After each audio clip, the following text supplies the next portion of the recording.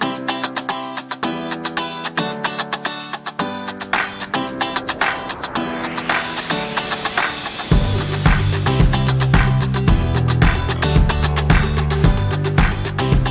बच्चों, आप लोग कैसे हैं?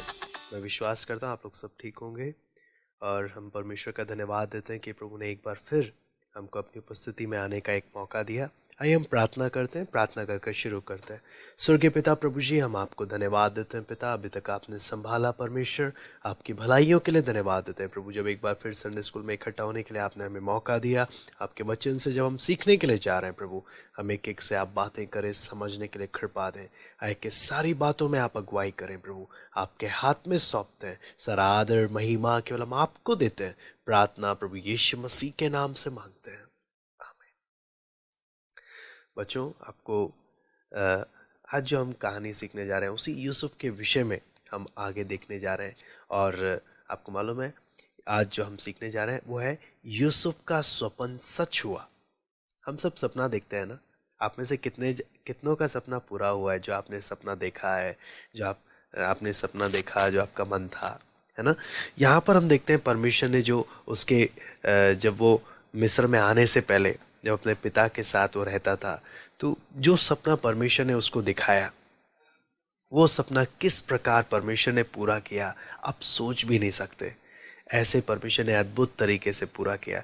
ठीक है, तो आज हम उसी के बारे में देखने जा रहे हैं। आपने पिछले क्लास में हमने सीखा था कि यूसुफ किस प्रकार फिरौन ने यूसुफ को मिस्र का क्या बना दिया था, प्रधानमंत्री बना दिया था। आपको मालूम है यूसुफ जब अपने पिता के साथ रहता था तो तंबुओं में, एक झोपड़ियों में रहा करता था।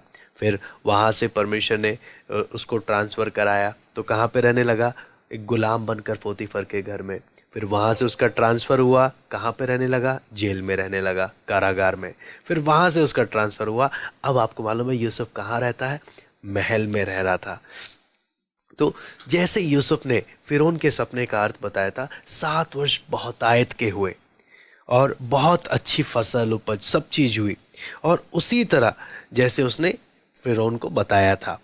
तो यूसुफ वहाँ का प्रधानमंत्री था और बहुत ही बड़ी बुद्धिमानी के साथ उसने अपने मिस्र में बड़े बड़े शहर में अनाज के बड़े बड़े भंडार बनाए। और जब बहुतायत का समय था तो अधिक जितना हो सकता था उसने अपने भंडारों में अनाज को इकट्ठा किया।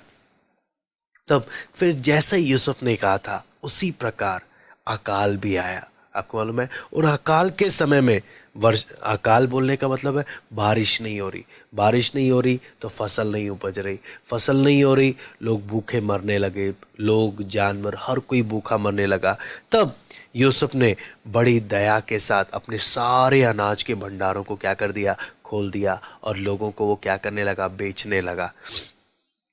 तब ऐसे ही जब मिस्र में जैसे अकाल आया, आपको मालूम है ऐसी कनान में भी अकाल पड़ा।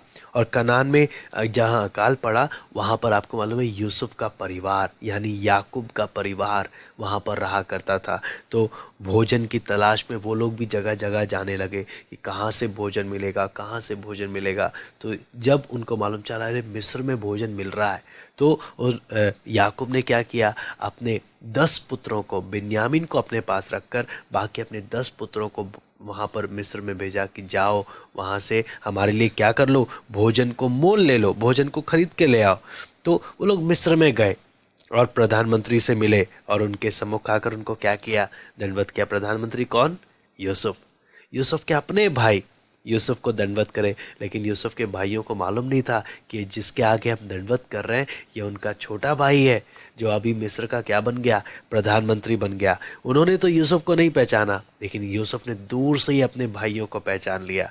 लेकिन एकदम से जाकर नहीं बोला भाई लोग तुम ही थे ना जिन्होंने मुझे बेचा था, है ना, तुम्हें अभी पिटवाता हूँ, तुम्हें ये करता हूँ, मैंने तुम्हें पहचान लिया, तुम कौन हो। नहीं, यूसुफ ने ऐसा कोई नाटक नहीं किया। यूसुफ ने बल्कि ऐसा अभिनय किया, ऐसा नाटक किया कि मैं तो तुम्हें जानता ही नहीं हूँ, है ना, ऐसे करके वो बात करने लगा। और आपको मालूम है मैं इब्री भाषा बोलने के बजाय में मिस्री भाषा में बात करने लगा। और जब हम परमेश्वर के वचन में जब देख सकते हैं तो यूसुफ ने बड़ी कठोरता के साथ बोला तुम कौन लोग हो, हाँ, तुम किस देश से आए हो। और जब उन्होंने बोला श्रीमान हम तो कनान देश से आए हैं, भोजन खरीदने के लिए आए हैं।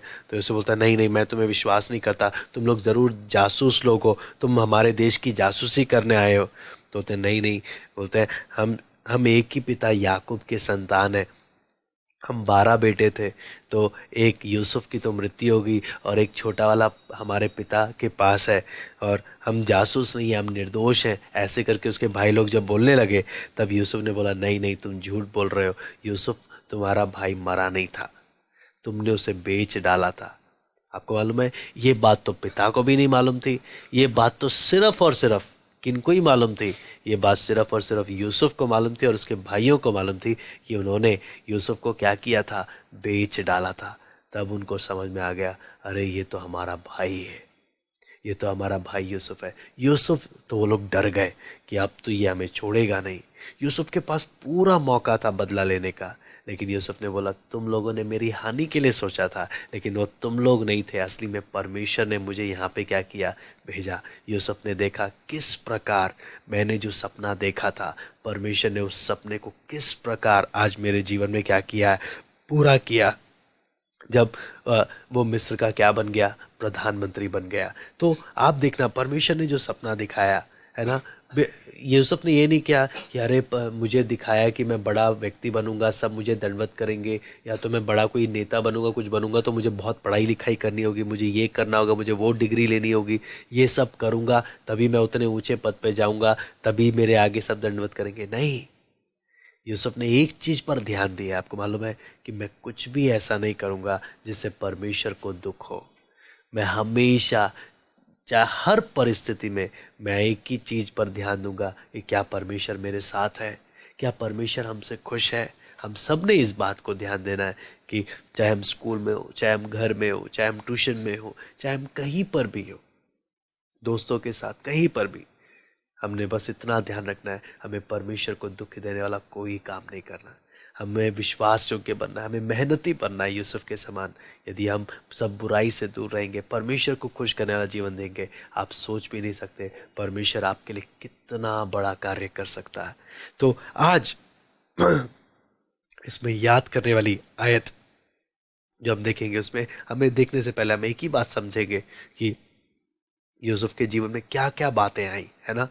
भाइयों ने बेचा, सूखे कुएं में डाल दिया गया, फिर गुलाम बनकर रहा, जेल में गया, बहुत कुछ बातें उसके जीवन में आई, यूसुफ को समझ में नहीं आया। लेकिन इन सब के पीछे कौन था, परमेश्वर था, जो यूसुफ के लिए क्या कर रहा था, एक योजना के साथ यूसुफ के लिए कार्य कर रहा था।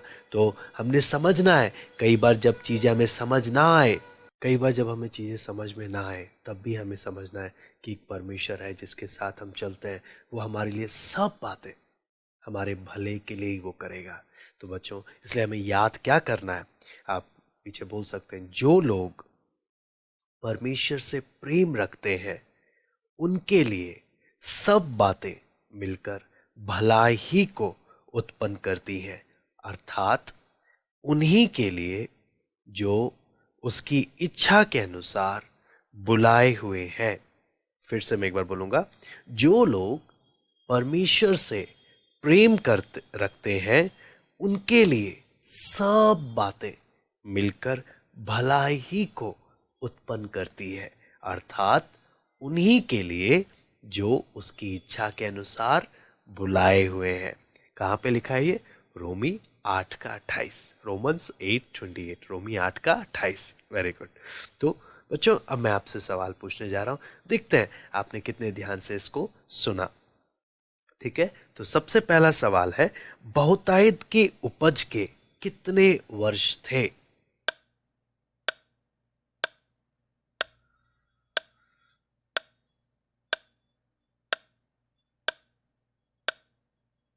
वेरी गुड, 7 वर्ष, है ना।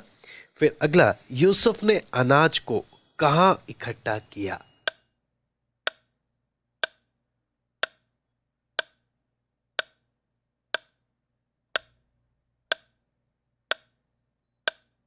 वेरी गुड, बड़े अनाज भंडार में, है ना।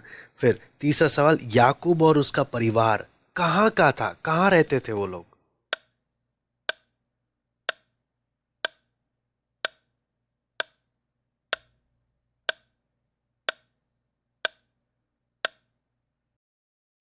वेरी गुड, वो लोग कनान में रहते थे। फिर यूसुफ के भाई मिस्र में क्यों आए थे?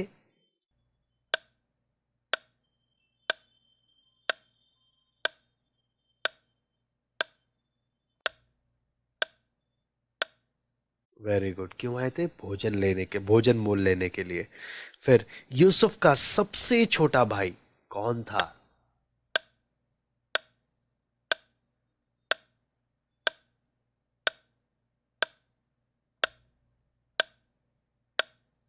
वेरी गुड, बिन्यामीन, है ना? बिन्यामीन यूसुफ का सबसे छोटा भाई था। ठीक है बच्चों, आइए हम प्रार्थना करते हैं, फिर समाप्त करते हैं। आप सब मेरे पीछे पीछे बोले, हाथ जोड़े, हम प्रार्थना करते हैं। प्रिय प्रभु, हमारे लिए बड़े बड़े प्रबंध करने के लिए आपका धन्यवाद। दूसरों के अपराधों को क्षमा करने और बिना किसी हिचकिचाहट के उन्हें प्रेम करने के लिए हमारी सहायता कर। ये प्रार्थना हम प्रभु यीशु मसीह के नाम से मांगते हैं, आमीन। ओके बच्चों, बाय, फिर मिलते हैं।